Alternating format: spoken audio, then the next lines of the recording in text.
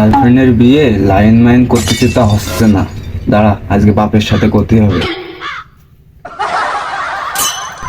সারাদিন আসলে গেছে পুরানো রে, মাঠে যায় ধানটা কাটতেছে, জনে ফাঁকি দিচ্ছে কিনা তা একটু দেখে আসা যায়।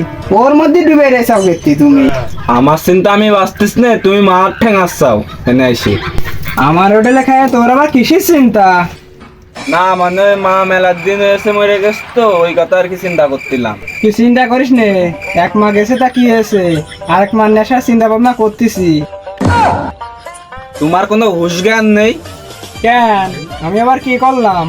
তুমি তো আমার আব্বা না, তুমি যদি আমার আব্বা হইতে তাহলে একটু আশেপাশে তাকাইতে।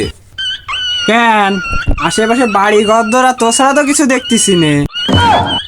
আমি যা বুঝতে যাচ্ছি তুমি তো তা বুঝতে চাচ্ছাও না।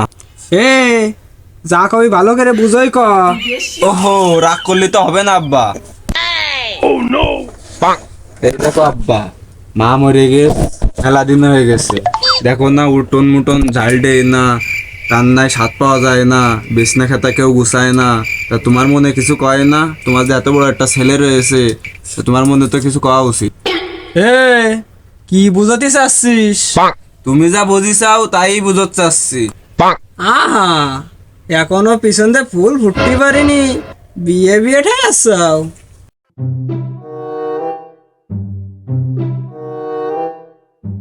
চাচা, এই তোমাদের বৌমান আসলাম, দেখো দিন। ওরে সুমিন্দি, আসার আর সময় পালি নে, কেন যাবেন না?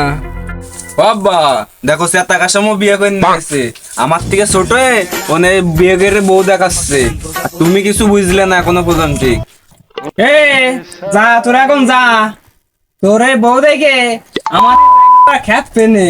সে কেটলো, তুমি এই যে বাসি মুখি লাথি মেরে দিলে, বিষয়টা ভালো লাগলো না। এই চলো, তুমি চলো দিন, যা যা। চলো।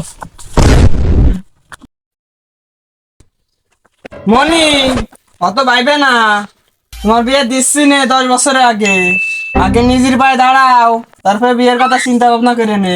কেন, আমি কি তোমার পায়ে দাঁড়াই রয়েছি?